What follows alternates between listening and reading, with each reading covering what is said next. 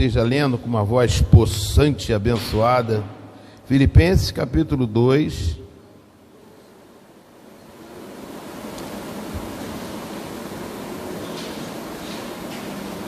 Capítulo 2, versículo 12 a 16. Amém? Quem achou pode ler para mim? De sorte que, meus amados, assim como sempre obedeceste, não só na minha presença, mas muito mais agora na minha ausência. Assim também operai a vossa salvação com temor e tremor, porque Deus é o que opera em vós, tanto o querer como o efetuar, segundo a sua vontade. Fazei todas as coisas sem murmurações nem contendas, para que sejais irrepreensíveis, sinceros, filhos de Deus, incompatíveis no meio de uma geração corrompida e perversa, entre a qual resplandeceis como astro no mundo, retendo a palavra da vida, para que, no dia de Cristo, possa gloriar-me de não ter comido nem trabalhado em vão. Amém, queridos, amém. Só até aqui, amém? Então, amados, esse texto aqui, eu quero que você preste bem atenção sobre a questão do não sei, na outra versão dele está desenvolver a vossa salvação com temor e tremor. Como é que está mesmo? O Adailson, a sua está no versículo 12, né? Isso, final do versículo 12. Desenvolver a vossa salvação, o teu está outro verbo. Como é que está?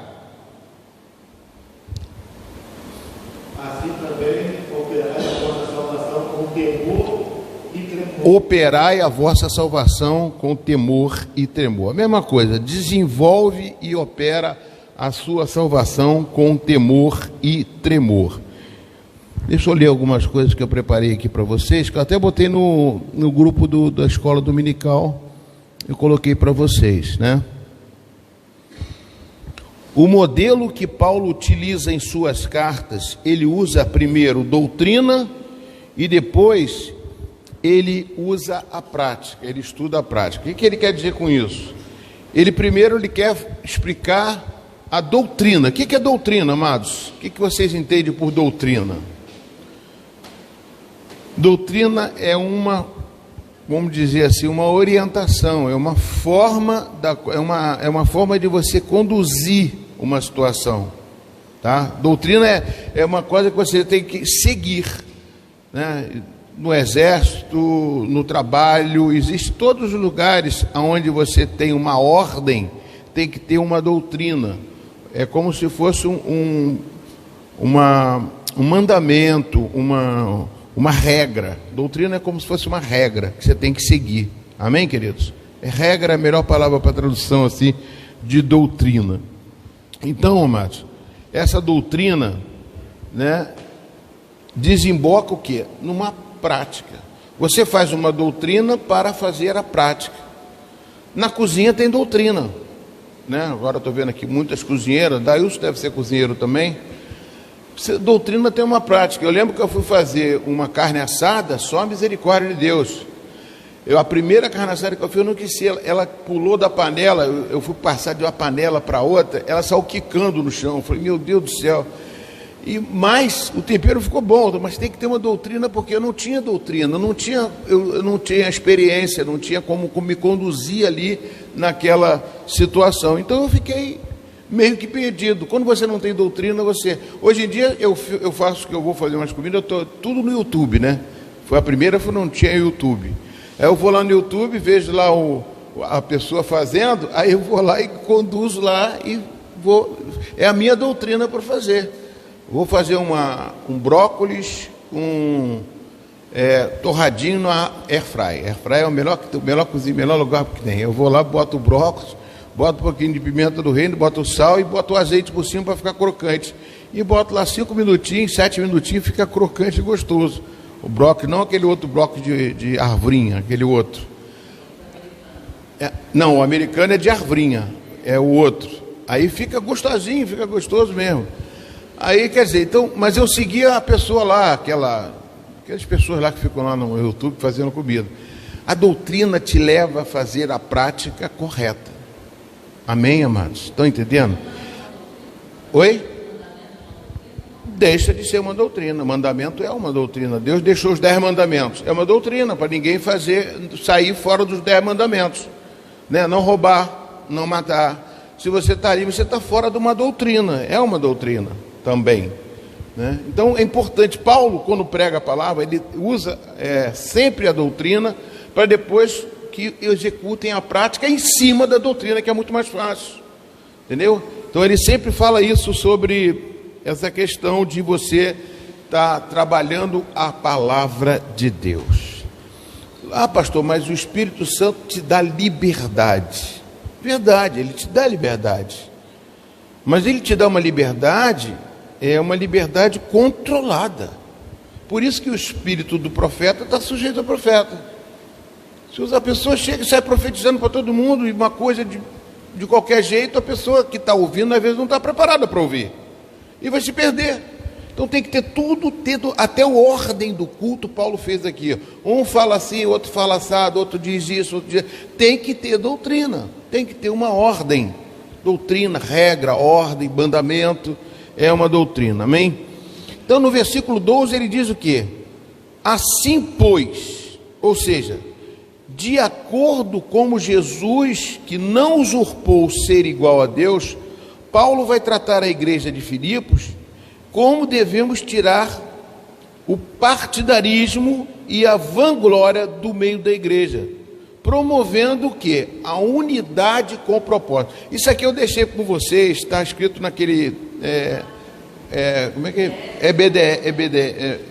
EBD, um grupo que eu fiz da escola dominical. Quer dizer, ele vai tratar da igreja para tirar o partidarismo, ele usa o quê? A doutrina da palavra de Deus. Paulo foi o maior teólogo sistemático do Evangelho. O que é teólogo sistemático? Que criou um sistema para você ser conduzido, para você não fugir. Por exemplo, e a base dele quem é? Jesus. Nós podemos ser super pentecostais, podemos ser cheios do Espírito Santo, podemos sapatear, podemos pular, podemos fazer, mas tudo dentro de uma ordem de doutrina. Eu lembro que uma vez a gente fazia os retiros, aí a glória de Deus se manifestava, uma alegria dentro do coração, a gente pulava, fomos até lá no retiro lá que nós temos, no Passa 3, uma bênção, poxa, glória a Deus, dançava, mas existe a dança do Espírito e existe a dança da carne. Existe a dança de carnaval e a dança do Espírito. E tem gente que aproveita a dança do Espírito e começa a pular, a dançar, e brincar, e não tem nada a ver com o Espírito Santo. A pessoa não tem Espírito Santo, não tem nada, está ali no meio e não recebeu nada e está só no meio da bagunça. Então, infelizmente, existe isso. Então, nós temos que ter doutrina para que a igreja seja conduzida. Agora, sempre vai ter joio no meio do trigo. Isso não tem condições, vai ter mesmo. Só que quem vai separar o joio vai ser Deus. Eu não tenho condições, ninguém tem. Então, Paulo aqui está ensinando isso, mano. Promover a unidade, quer dizer, que não haja partidarismo e nem vanglória. Partidarismo, como eu falei, são partidos políticos. Você vê como é que o Brasil vive de partido político. É uma vergonha. Um está no partido, daqui a pouco está no mesmo partido, depois está falando mal do outro partido. Eu sou isso, eu sou aquilo. É uma bagunça. Então não pode ter dentro da igreja também partido. Eu sou dele, eu sou daquele, eu sou de Paulo, eu sou de Apolo, eu sou de não sei quem, eu sou de Pedro, eu sou desse, eu sou daquele. Não, você tem que ser de Cristo. Somente Cristo. E na igreja de Filipe tinha essa dificuldade, com duas personagens muito fortes dentro da igreja, duas mulheres, uma chamada Cíntica e a outra Evódia. Nome bonitinho, né? Elas duas, elas tinham um poder, uma força muito grande dentro da igreja, que fazia com que as pessoas seguiam elas e não seguiam Jesus. Ah, meu irmão, hoje em dia na igreja mundial existem pessoas que seguem as pessoas, mas não seguem Jesus. E a pessoa fica, quando a pessoa se perde, perde um monte de gente. Que a pessoa estava seguindo um homem e não estava seguindo a Cristo. E a maior luta que eu tenho, amados, que eu não quero que ninguém me siga. Pode me seguir no WhatsApp, naquele negócio de internet, que eu vou passar sempre a mensagem de Deus, não vou passar a minha. Eu sempre vou procurar passar. Nunca você vai ver um retrato do pastor fazendo, eu sou o Maio tal. Você vai ver sempre eu falando a palavra de Deus, porque o que eu quero é que vocês sejam salvos. Aí ele bota, né? Assim pois, quando ele bota assim pois, significa isso. Ele está querendo fazer com que Jesus Cristo não usurpou ser igual a Deus, né? Ele não foi igual a Deus. Então nós também não somos iguais a Deus e nem somos melhor que ninguém. Aí depois ele bota desenvolver ou operar a nossa salvação com temor e tremor. O que é temor? Alguém quer me dizer que é temor? Temor é respeito, não é medo. Temor não é medo. Aqui na Bíblia é respeito. É você respeitar quem você segue. Se você segue a Deus aqui dentro, segue lá fora, segue no mundo, segue na praia, segue em tal lugar. Ah, pastor, mas eu conheço gente aqui na igreja que vai com biquíni aparecendo o que está fora e o que está dentro. Olha para você. E se tiver uma amizade e se tiver um relacionamento com essa pessoa, vá lá e fala com ela. Ah, pastor, eu conheço um outro que fala palavrão aberto. Vá lá e fala, se você tem intimidade, vá lá e fala com a pessoa, pessoalmente, mas não fala para a igreja, nem para o pastor. A pessoa tem que saber se conduzir. Agora, desenvolver a vossa salvação com temor significa você respeitar a Deus, não somente dentro da igreja, ficar sentadinho, bonitinho. Tem gente que não respeita nem dentro da igreja. E outra coisa, né? Ensinar o seu filho também no caminho que deve andar. Porque é uma coisa muito difícil, às vezes, você hoje em dia conduzir uma criança no caminho do Senhor. Porque as crianças hoje em dia têm celular com 2 anos, 3 anos, 4 anos de idade, já está com o celular na mão, já está entrando dentro de sites, fazendo um monte de coisa.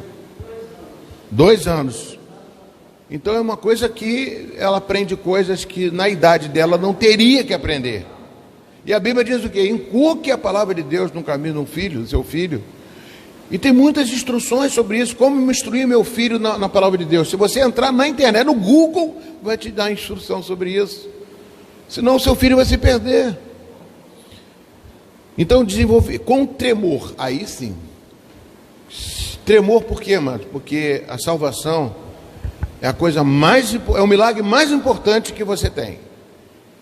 Se alguém quiser perguntar alguma coisa e falar, eu acrescento, porque é bênção, tá? Porque é o maior milagre. Eu olho para Maria Helena aqui, Maria Helena é uma bênção para a minha vida só em olhar para ela, por causa da salvação do marido dela, que para mim foi evidente. Ele nunca quis se batizar e no dia, de repente, ele quis se batizar. Eu quero me batizar e quero que minha esposa se batize também. Deu que depois, no dia, um tempinho depois, veio a falecer. E no dia que veio a falecer, estava aqui, eu fui lá conversar com ele, ele se despediu. Falei, meu Deus do céu, é como se fosse assim, ó, esse é o caminho da salvação. E diz uma palavra, tem uma palavra, não sei se eu às vezes nem concordava com ela. Os últimos serão os... Você sabe o que é isso? Porque às vezes os últimos a se converter serão os primeiros. Quando você se converte, o que diz quando você, logo na conversão, a alegria da conversão? Lá em Apocalipse diz que é o primeiro amor. É você. Eu sabia que ia acontecer, mas eu não queria acreditar. A gente nunca quer, é coisa da minha cabeça. Geralmente, a morte é uma coisa muito... Meu filho foi lá me visitar. Liga para sua esposa e diz a ela que você vai dormir comigo. Eu disse, tá, por quê, irmão? Eu disse, não sei, eu quero que você fique aqui hoje. Eu disse, tá bom. Aí ficou. Aí de madrugada eu chamei. Amém. Olha só, amados. Então, tremor. com temor. E está desligado o ar-condicionado? Se tiver quente, tem como. Agora tem que botar a pilha. Não, tem que botar a pilha. Olha só, tem que tirar a pilha de lá. Me lembra depois, Adailson, para botar aqui de novo, senão vai ficar de noite, aí vão ficar tentando ligar aqui. Tremor, por isso que tremor aí não quer dizer que é medo, mas é uma forma da qual a gente tem que saber que a salvação é a coisa mais importante da minha vida. É o maior milagre. O milagre não é você ser pentecostal, não ser tradicional, ser isso ou ser aquilo, não. Você tem que buscar a sua salvação com todo, ainda mais quando a gente aceitou antes, né?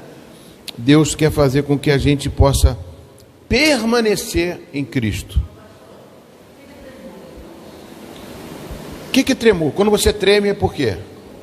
Está com medo, estou tremendo de medo. É parecido com isso. É quase um tremor mesmo, é quase medo mesmo de perder a salvação. Entendeu? Apropriar-se que somos salvos. Estar seguro para demonstrar esta certeza para os incrédulos. Aí eu botei até uma coisa aqui que eu botei assim, né? Quando eu botei isso, você está seguro da sua salvação. Amados, para eu vender um produto, eu já vendi produtos. Quando eu fui vender produtos, eu fui vender um produto que eu não compraria. Uma vez eu fui vender um produto, eu era vendedor, fui ser vendedor. Eu nunca fui vendedor, nunca fui bom, sempre fui tímido. Aí quando eu fui vender um produto que eu não gostaria de comprar, eu não conseguia vender para ninguém. Eu não conseguia mentir. Aí o técnico lá, o chefe dos vendedores, falou: não, mas você tem que mentir. Aí acabou comigo. Tem que mentir como? Não, você tem que aumentar. Tem que dizer que isso aqui vale a pena. Como é que eu vou dizer uma coisa que eu não compro, Kátia? Eu vou vender um negócio para você que não compro? Imagina você comprar uma coisa minha e depois chegar e falar: pastor, esse negócio aqui está ruim, não deu certo não. Eu vou ficar muito chateado comigo mesmo. Eu vou pegar um negócio, vou devolver o dinheiro para você. Amém? Vocês estão entendendo, amados? Então, como que eu vou pregar salvação se eu não tenho certeza da minha salvação? A minha vontade, quando eu vou pregar uma salvação para a pessoa, lógico, eu me controlo, já me controlei, já tem bastante tempo para isso. É vontade de abrir a cabeça da pessoa, como eu queria abrir do seu Joaquim, quando eu queria abrir a Mas eu creio que ele foi salvo, tá? Zé Carlos, o Carlos. Eu creio que ele foi salvo. Aí foi. O que eu fazia? Ele chegou um dia aqui, meio com um bafinho de bebida. Mas quando eu ouvi a voz dele, eu estava treinando um coral. Fui até eu que fui o regente do coral. Eu achei isso no YouTube, sabia? Achei no YouTube. Quando eu vi o regente do coral, quando eu vi a voz do Carlos, eu falei: caramba, isso dá um baixo e tanto. Eu falei assim: Carlos, quer participar do coral? E ele não estava nem aqui, nem crente era, mas a minha vontade de salvar aquele homem era tão grande que eu queria que ele participasse para ver se convertia. Mas ele se pegava o testemunho de outros, era uma coisa difícil, entendeu? Então ele olhava para um, olhava para outro. Crente, como é que é um crente? Rapaz, testemunho é uma coisa horrível. Se você dá mau testemunho, é pior do que um mau pregador. Testemunho, a pessoa pode ser mau pregadora, mas que está lá na rua é uma pessoa correta, glória a Deus. Porque não vai, porque a pessoa, o seu filho, ele segue você pelo que você faz, pelo que você é, pelo que você é dentro de casa, pelo que você é no trabalho. A pessoa vai te dizer quem você é. Agora, se você é o contrário, não tem. Então, voltando ao tremor, né? Eu quero ser salvo, eu quero salvar os outros. Agora, como é que eu vou salvar? Eu vou curar as pessoas, eu vou libertar, eu vou impor as mãos, eu vou fazer profecia, só se for para edificar, exortar e consolar. Me pergunta assim: por que você sabe disso, pastor? Porque está escrito na Bíblia. Paulo escreveu essa doutrina. Profecia é para exortar. E outra coisa, a profecia, para mim, é mais no Antigo Testamento. Profecia hoje é muito perigosa. porque não tem a hora, não é profecia, aqueles caras que profetizaram Jesus, assim diz Hebreus capítulo 1. Então tem que ter muito cuidado com a profecia, porque você vai falar uma coisa para uma pessoa que pode distorcer. É uma coisa difícil, que a pessoa que ouve não é a pessoa que fala, e às vezes não tem interpretação, é uma coisa muito difícil. Eu tenho essa preocupação, pode ser que eu esteja errado, mas eu tenho essa preocupação, né? Agora, se for para edificar uma pessoa, exortar é chamar para o caminho, e consolar, está dentro da doutrina do apóstolo Paulo, como eu estou falando aqui. Agora, nós temos que ser salvos para salvar alguém. Se eu não sou salvo, como é que eu vou salvar uma pessoa? Eu tenho que pregar a salvação, eu tenho que ter certeza da minha salvação. Então eu tenho que fazer isso com o quê? Eu tenho que desenvolver, operar a minha salvação em mim primeiro, para depois operar nos outros. Porque eu tenho que ter essa certeza dentro de mim. E é como eu falei, eu quero sempre salvar uma pessoa, por mais que puder, eu vou ficar perturbando uma pessoa. Hoje nem tanto, porque eu já não tenho tanta vigor físico como eu tinha antigamente, para poder ir de casa em casa, de fazer na rua, mas eu continuo. Encontrei uma pastora lá na padaria Versalhes, que eu estou sempre lá. Aí o que aconteceu? Está com calor, né, minha irmã? Liga para mim. Eu acho que está esse ar-condicionado. Oi?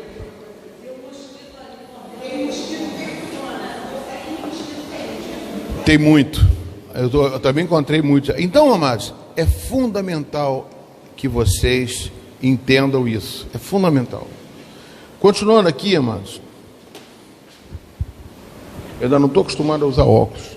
Desacostumei. Desenvolver a salvação sendo testado, enfrentando os incrédulos, crescendo cada vez mais através do combater o bom combate da fé. Eu pego as experiências de vocês, peguei uma vez da Carmen, o Carmen chegou, pastor, fui entregar aqui, bater na porta aqui para pedir o evangelho aqui, essa pessoa aqui, a pessoa me xingou, veio me xingando, tacando pedra, pastor, não quero mais não. Eu falei, enfrentar os incrédulos é uma forma de você saber que aquele incrédulo ali, eu tenho um testemunho que eu conto aqui sempre, vou repetir de novo, mas é bom para vocês guardarem. Uma pessoa que foi pregar o evangelho, mas essa pessoa era que nem aquele Urtigão. Como é que é? Negócio Urtigão, tem um personagem aí. Como? Urtigão. Não, o personagem, era um personagem, não sei o que, Urtigão. O cara brabo, o cara revoltado, nervoso, chateado, sempre nervosão. Ele era que nem esse cara, e ele se converteu. Aí quando ele se converteu, ele começou a evangelizar. Ele foi com a igreja evangelizando na rua. Aí quando ele foi bater numa porta, chegou uma pessoa e falou assim, não bate nesse não, bate. Esse aí é igual, eu esqueci o nome do personagem. Esse cara aí, ele vai te xingar, vai te bater, vai brigar, ele não é boa pessoa não. Aí ele pensou nele, falou, pô, eu era assim e me converti, vou bater. Aí a igreja não deixou, não, obedece, não bate. Tá certo, não bateu, tá. Vai sofrer as consequências se bater, né? Então a igreja protege a pessoa. Não vai não, meu irmão. Você vai ouvir coisa aí que já esse cara é perigoso. Foi embora. Quando voltaram, ele ficou para trás, deixou a igreja na frente, foi lá e bateu na porta. Quando estava voltando, bateu lá na porta. Oi, tudo bom com o senhor? Eu vim aqui para falar de Jesus com o senhor. Some daqui, desaparece daqui, seu safado. Papai xingou e tal. Não, mas eu era assim igual o senhor, e eu tenho que falar de Jesus para o senhor, porque eu mudei, e eu quero que o senhor mude. Você está sendo muito teimoso. Aí começou aquela discussão, ele foi abrir o portão. Abriu o portão, ele falou assim. Aí ele começou a falar de Jesus, falou, já acabou? Deixa eu falar agora, eu também conheço a palavra de Deus. Se eu te der um soco na tua cara, do lado direito, tá? Jesus falou que você tem que me dar outra face. Não, ele falou assim, se eu te der um soco agora, eu deixo você pregar a palavra de Deus. Aí ele falou assim, soco? Um soco na tua cara. Aí ele foi, armou o soco, o cara virou as costas, foi embora, depois voltou. Pode dar. Pum! Deu um soco mesmo. cara foi, olhou, sangrou aqui, tudo. Agora eu posso falar de Jesus de novo? Pode, falando. Homem, eu conheço um versículo na Bíblia. Jesus falou que quando bate numa face tem que dar outra. Agora eu quero bater do outro lado. Cara, isso aconteceu em Iguaba, soube que é verdade, eu conheci de um pastor, esse pastor até já faleceu. Ele foi, tá bom, pode bater do outro. Pum! Não, quando ele foi bater no outro lado, uma criança lá da varanda da casa dele gritou: não papai, não papai, não papai. Aí ele parou de dar o soco, não deu o soco. Ele olhou para trás, saiu correndo, abraçou o filho, botou o filho nos braços, sei que o filho era surdo e mudo.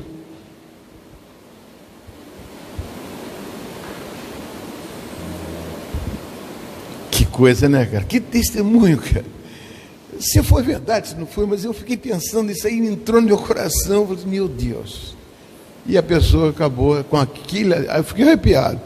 A esposa lá também do lado do filho, chorando, abraçando a família, meu Deus, o homem mudou.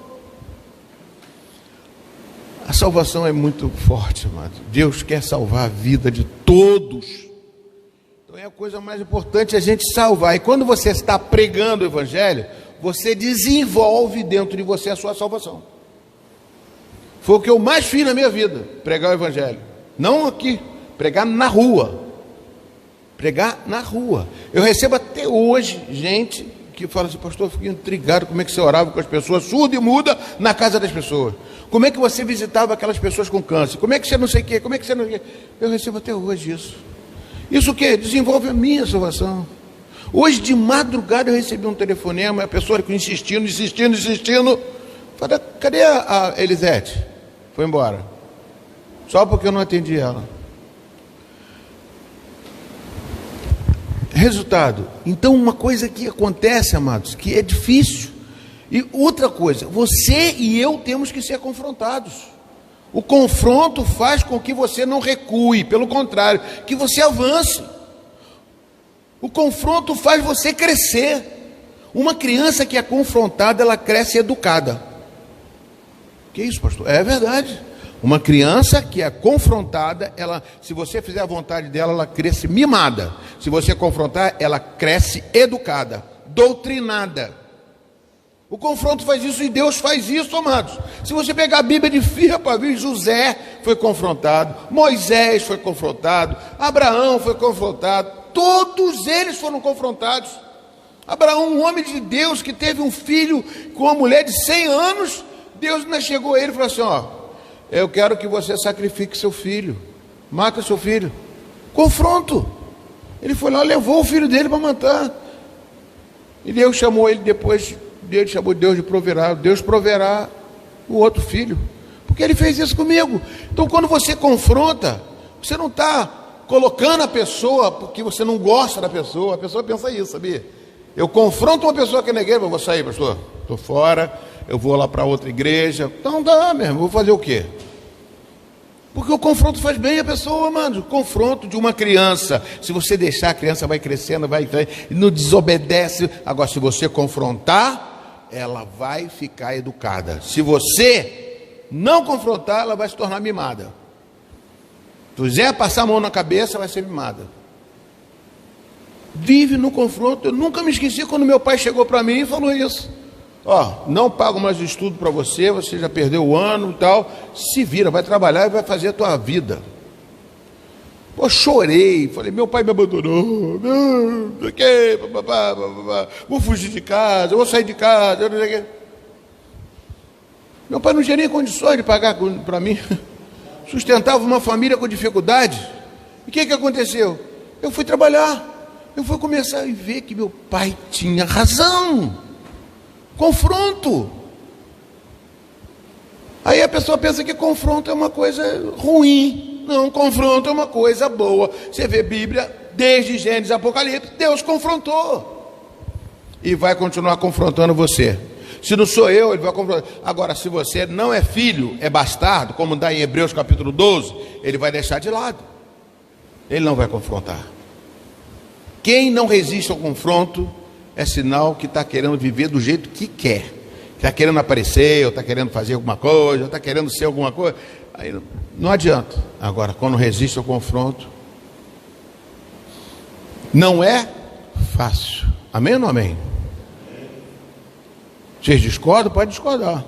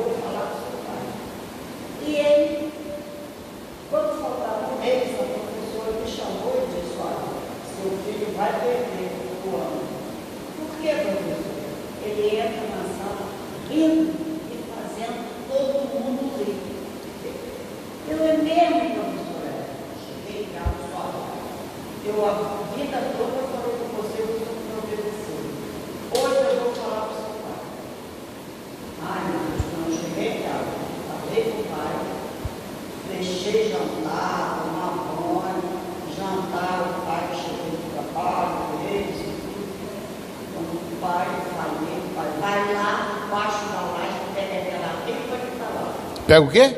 A ripa. Ripa. Aí ele foi lá, caiu uma ripa desse tamanho. Aí vem eu na mão do pai. O pai me dá a mão agora. Eu fui escondir atrás do muro, estava doendo.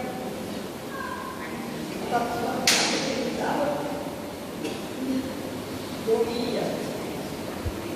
Eu fui visitar o peixe. Ele deu quanto ele quis. Agora você passe de ano como passo que você vai ver o que vai acontecer depois. Ah, meu Deus, eu quase não acredito. Um mês. Ligado no colégio, Ricardo passou de ano. Com a maior nota na sala. A professora me chamou na reunião de todas as mães e perguntou qual foi o psicólogo que eu levei. Eu simplesmente falei com o pai. O pai dele resolveu isso. Meu Deus, só ele que passou na sala com a maior nota. Eu cheguei em casa, o pai já não, né? Gravou ele, mas assim que tem que ser, porque ai de você se não passasse. Olha só, Joaquinha, aquele baixinho que era. Ah. Amém.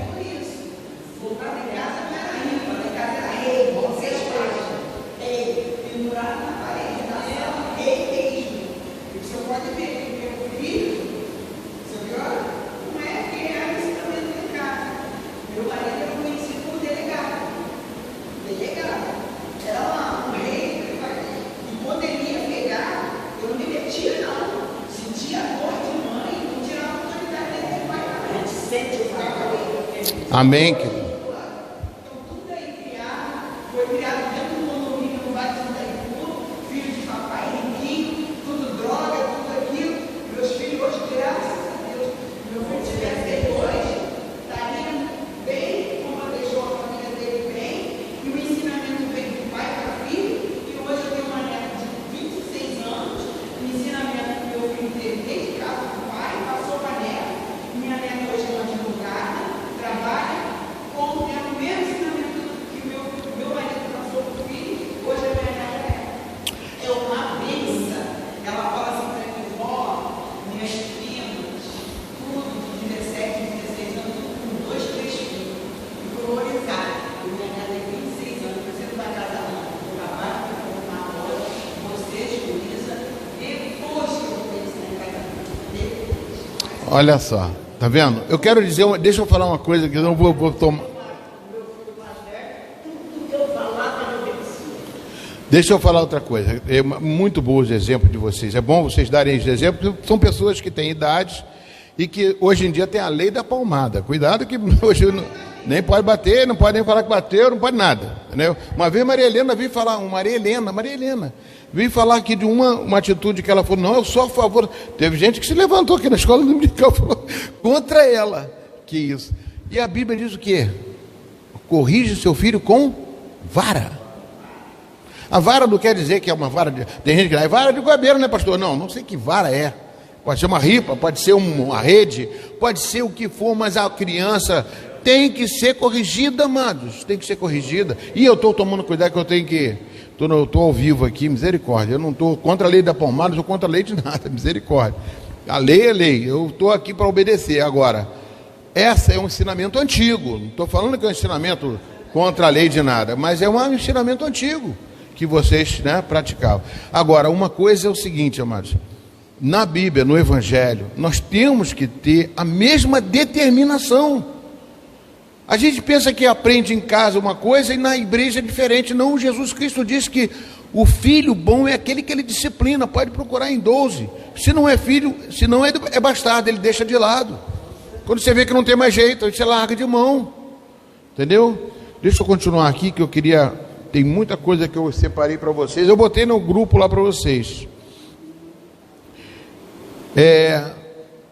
E não ter medo dos desafios da fé, conquistando outros para o caminho de Jesus, persuadindo outros com base na sua própria fé. Isto fortalecerá você de estar convicto de quem você serve. Amados, você tem certeza que quando essa pastora esteve lá na igreja lá no Versalhes, ela falou comigo, eu falei assim, minha irmã, eu aqui nessa padaria aqui, essa aqui, ó, chegava para mim e falava assim, não ora por mim não, que eu vou para o centro espírita, eu vou botar teu nome. Hoje ela é convertida, está aqui, ó. Confronto me dá fé, me fortalece. Hoje eu posso dar esse testemunho para as pessoas. Confronto dá fé para você. Então nós temos que ter certeza disso. Eu não estou aqui, não sou pastor de multidões, não sou. Mas aquilo que eu estou pregando é aquilo que eu vejo que está dentro de mim. Salvação é o maior milagre que existe. E outra coisa, Deus é quem efetua o querer e o realizar.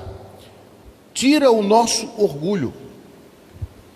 Aí está nesse texto também, né? Nesse texto que nós estamos lendo de Hebreus, de Filipenses 12, ele diz, o Deus é quem efetua o querer e também o realizar. O que ele quer dizer com isso, mãe? Ele tira a prepotência de nós. Por mais que eu sou uma pessoa correta, que eu faço o que é certo, mas eu dependo de Deus. Isso é que é a educação em casa e a formação em Cristo. São duas coisas paralelas. Você tem que estar sabendo que se você faz e pratica as coisas de Deus, com certeza você está correto. Porque Deus ensina assim, as coisas corretas. Só que a gente tem que estar dentro do padrão de Deus. O querer e o realizar dele. Nunca eu estou pregando aqui alguma coisa. E às vezes falo até para vocês, eu sou tímido. Quando eu tenho determinadas coisas que eu vou fazer, eu fico com medo, eu começo a falar baixo. Eu fui professor e não conseguia dar aula. Quem tirou essa timidez? Quem que me fez falar assim em público? Foi o querer e o realizar de Deus. Ele que efetua isso em você. Ele que tira o medo, né? E eu luto para isso, amado, para tirar o medo de mim. Agora, a pessoa que quer se esconder, meu Deus, eu fico com raiva ao mesmo tempo, ira, e ao mesmo tempo eu fico triste. As pessoas, às vezes Deus dá o querer e dá o realizar para a pessoa não faz. A pessoa não tem medo. Eu fico provocando meu neto, apesar de ser autista, até minha filha fica preocupada, que eu for lá, boto ele nos brinquedos lá, falei assim, a próxima vez ele vai andar na montanha russa comigo. Não. Eu vou andar com ele. Aí você vai morrer lá, por causa do coração, por causa de você já não ter a mesma idade. Eu falei assim, não sei, se Deus quiser que eu morra ali, acho que eu morro, mas acho que não vou morrer não. Vou até no Cabum, se quiser. Cabum é aquele que a Daniela vai lá, que foi lá. Quer dizer, eu não é que eu estou desafiando o medo. Eu estou querendo tirar o medo paralisante de cada um de vocês. Medo que paralisa, que não deixa vocês serem ousados. Não importa a idade, não importa o tempo, não importa a hora, vocês têm que ser ousados em Deus. Vocês só vão aprender quando vocês forem ousados, irmão. Quando começarem a praticar a palavra de Deus. Eu só aprendi a palavra de Deus praticando. E outra coisa, eu tive professores para isso. Meu pastor Arlindo, foi um deles, e o reverendo John Wesley, que é o fundador do metodismo. Ele nunca foi considerado um filósofo, um teólogo, que nem os outros, porque ele praticava a palavra de Deus. Isso para mim é fundamental. Tem livros dele aí que diz a prática que ele fazia. Fomos escolhidos por Deus. Não, peraí, deixa eu ver. Deus é quem efetua o querer realizar, para tirar o nosso orgulho. E demonstra que se deve entender que toda a glória é de Deus. Nós entendemos que fomos chamados para o seu caminho, e nós o recebemos, renunciando a nós mesmos. João 1:12. Quem puder abrir para mim, Evangelho de João, capítulo 1, versículo 12. E demonstra como se deve entender que toda a glória é de Deus, né? Quando ele fala do querer, eu estou falando dos versículos que nós estamos estudando de 12 a 16, tá? O querer realizar.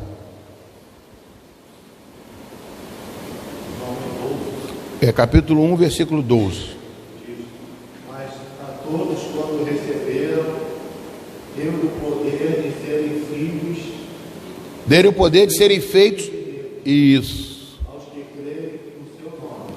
Então, amados, Ele que deu o poder para você ser feito de filho de Deus. Então, a glória é de Deus, nunca minha. Eu não posso dizer que sou filho de Deus. Por que você é filho de Deus? Não, porque Deus é pai, não é padrasto. Que isso? Que resposta é essa? Que resposta é essa, meu Deus? Por que é filho? Romanos capítulo 8 diz que o Espírito Santo testifica com o meu espírito que eu sou filho de Deus. Então se testifica, e aqueles que são guiados pelo Espírito de Deus, são filhos de Deus. O Espírito de Deus não vai me guiar para fazer drogas, para beber, para fumar, não, Ele vai me conduzir para a coisa certa. Renunciando a nós mesmos. Fomos escolhidos por Deus, ou seja, escolhido é aquele que foi chamado e aceitou o chamado. Eu quero ler também João 17, 6 a 9.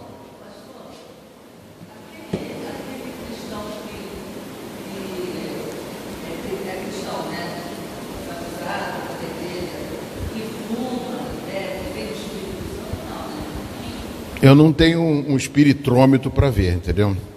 Porque o fumar é um vício, e o vício é um pecado. A mentira também é um vício, e o vício é um pecado.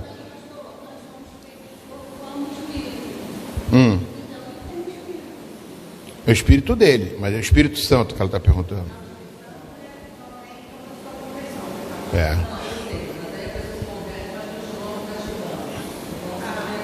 Aceitou Jesus, se batizou. Tem gente que prega, às vezes está fumando. Tem gente que... Não, é uma coisa que a gente não tem condições de dizer. Eu não tenho como afirmar.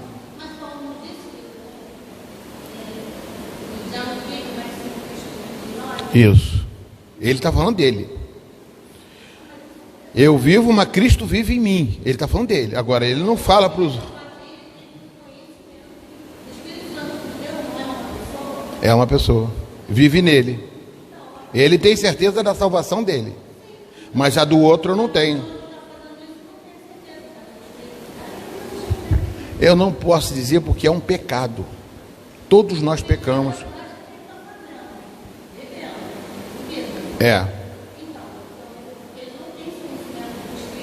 Mas você peca? Eu peco. Eu tenho certeza que eu peco. Então, o pecado, não existe pecadinho nem pecadão. Então, eu fico preocupado de afirmar que uma pessoa dessa não tem o Espírito Santo. Não vou entrar em atrito, eu não tenho certeza, eu não posso dizer. Às vezes a pessoa está num processo de libertação. Entendeu? Teve uma pessoa que uma vez o pastor, meu bispo, até era bispo, ele chegou para uma pregação e falou: pastor, eu pequei contra Deus. Mas o que houve? Ele era assassino, né? Bandido, matador por aluguel, se converteu. E fez aí lá no morro onde ele morava, ele fez uma célula lá, começou a salvar um monte de gente que era drogado, que era matador, salvou gente aberta. O homem virou um crentão. Aí um cara saiu da prisão, que era matador também, e tinha raiva dele, e foi procurar ele para matar ele. Ele foi e matou o cara. Aí ele falou: pastor, pequei contra Deus, eu me converti e tudo, tive que pegar. Aí o pastor pensou assim: ele pecou contra Deus, vai ver que ele, sei lá, adulterou, sei lá, fez alguma besteira, mentiu, fez alguma coisa. Não, eu matei o cara. O pecado para ele de matar é uma coisa para ele que era normal. Para ele matava todo mundo, para ele matar, para ele é diferente de mim. Ele está totalmente errado. Ele não tem o Espírito Santo? Eu tenho minhas dúvidas. Ele falhou, ele caiu. Agora, o vício é mais complicado, porque o vício já vem antes da conversão. O cara é viciado, né? Aí depois não larga o vício depois de se converter. Eu tenho as minhas conclusões, mas eu não afirmo que ele não tenha o Espírito Santo. É diferente, está entendendo o que eu estou falando? Eu não afirmo, porque eu não tenho como saber. Entendeu o que eu estou falando? Deu para entender ou não? Não sei, quem está dizendo isso? E a pessoa que mente, o Espírito Santo não fica no corpo dessa pessoa? É estranho, não, é porque eu e você não temos o poder. Deus não deu.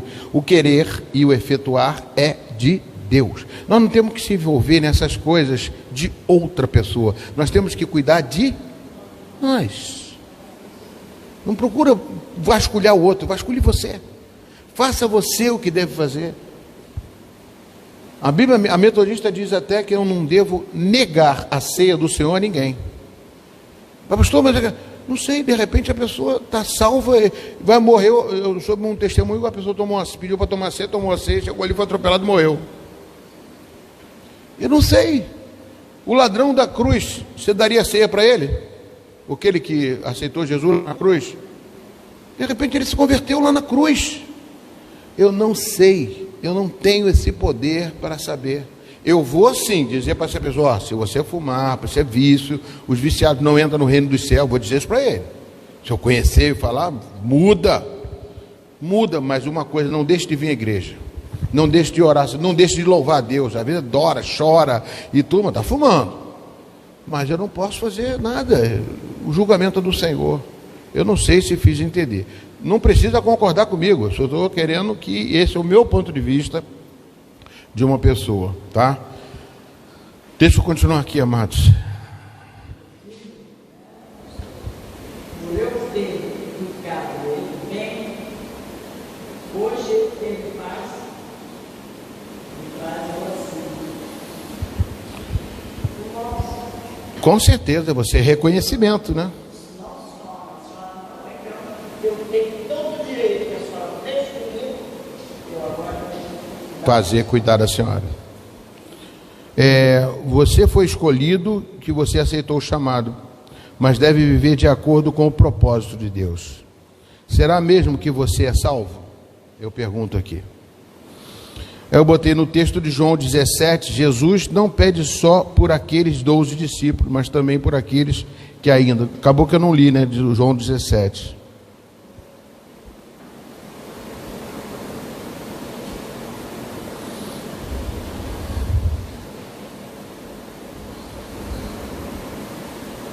É João 17,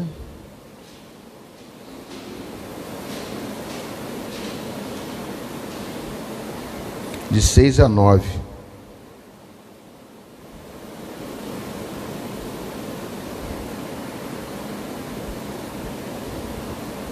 Diz assim: manifestei o teu nome. É Jesus falando do nome de Deus, tá?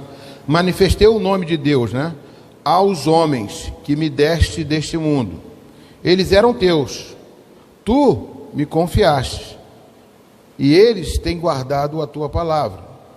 Agora eles reconhecem que todas as coisas que me tens dado provêm de ti, porque eu lhes tenho dado e transmitido as palavras que me deste, e eles as receberam e verdadeiramente conheceram que eu saí de ti. É por eles que eu rogo. Não rogo pelo mundo, mas por aqueles que me deste, porque são teus. Ora, todas as minhas coisas são tuas e as tuas são minhas, e neles eu sou glorificado.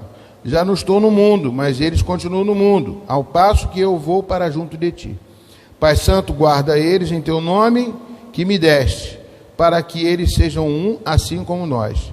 Quando eu estava com eles, guardava no teu nome, que me deste, e protegi. E nenhum deles se perdeu, exceto o filho da perdição, para que se cumprisse a Escritura. Mas agora vou para junto de ti, e isto falo no mundo para que eles tenham o meu gozo completo em si mesmo. Eu lhes tenho dado a tua palavra, e o mundo os odiou, porque eles não são do mundo, como também eu não sou. Não peço que tires do mundo, e sim que os guarde do mal. Eles não são do mundo, como também eu não sou. Santifica-os na verdade, a tua palavra é verdade. Assim como tu me enviaste ao mundo, também os envio ao mundo. E a favor deles me santifico a mim mesmo, para que eles também sejam santificados na verdade. Não rogo somente por estes, mas também por aqueles que vão vir a crer em mim, por intermédio da tua palavra. Deixa eu ver aqui que é 16, de 6 a 9, 12, 13, 22. Li tudo, né? É importante que você já entendeu o seu chamado. Está só frequentando a igreja? Qual seria o teu propósito, né? Então, se você foi escolhido de Deus, você foi chamado e aceitou o seu chamado, você é escolhido. É importante que você entenda o seu chamado. Está só frequentando a igreja não tem propósito, só frequentar a igreja. Então, se for só por frequentar, que valia tem para Deus só frequentar a igreja? Não, você tem que fazer alguma coisa por isso, demonstrar isso. Deus te chamou por Ele ter um propósito na sua vida, né? Todos são chamados, mas alguns aceitam, outros não aceitam o chamado. E uma forma de você entender isso, nesse capítulo 17, estou estudando, Jesus não pede só por aqueles 12 discípulos, mas também por aqueles que ainda vão ouvir a palavra e crer, que somos nós, para que todos nós sejamos um com Deus. Ou seja, se Deus chamou você, Ele tem um propósito. Todas as coisas cooperam para o bem daqueles que amam a Deus, que são chamados segundo o seu propósito. Romanos 8, 28. Então, obedecer é uma coisa importante que a gente tem que entender, que a gente não foi só chamado para aceitar Jesus e ser salvo. Nós temos que fazer alguma coisa por Deus, ou não por Deus, mas por Deus, porque a gente está aqui para salvar vidas, como Jesus veio ao mundo salvar vidas. Agora, obedecer a contragosto, versículo 14. Versículo 14 diz o quê? Filipenses.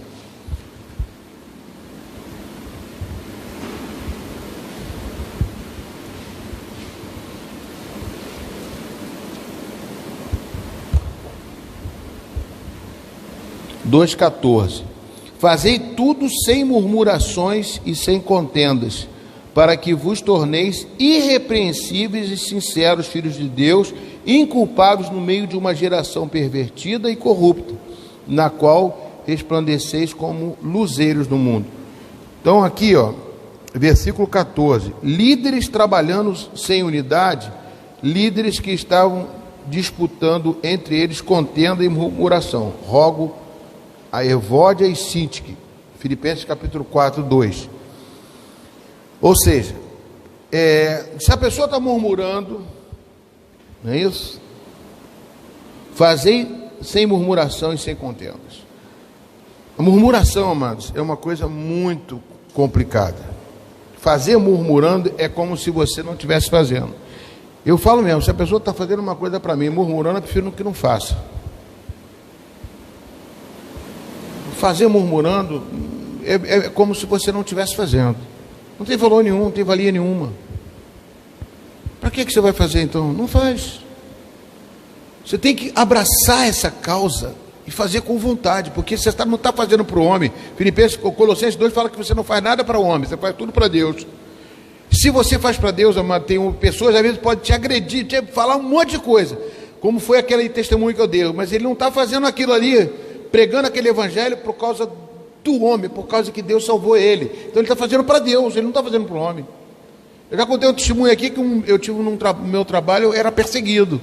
Como eu fui perseguido, a vontade minha era dar um soco nele, bater nele, fazer as coisas e não fazer nada para ele. Mas ele era meu superior, eu tinha que fazer. E não podia fazer murmurando, eu tinha que fazer com alegria. Porque aquilo ali, mano, eu não ganhava dinheiro dele, não, eu ganhava dinheiro da empresa. Eu estava ali porque eu escolhi, porque eu dei testemunho. Deus abriu aquela porta para mim, então eu vou fazer com alegria. Ah, mas aí, pastor, então eu saio. Eu peço, ó, quero ser demitido, não quero mais, acabou. Mas fazer com tristeza? Não. Ou então procura saber se você não está errado. Que muitas vezes a gente está errado, como eu falo sempre.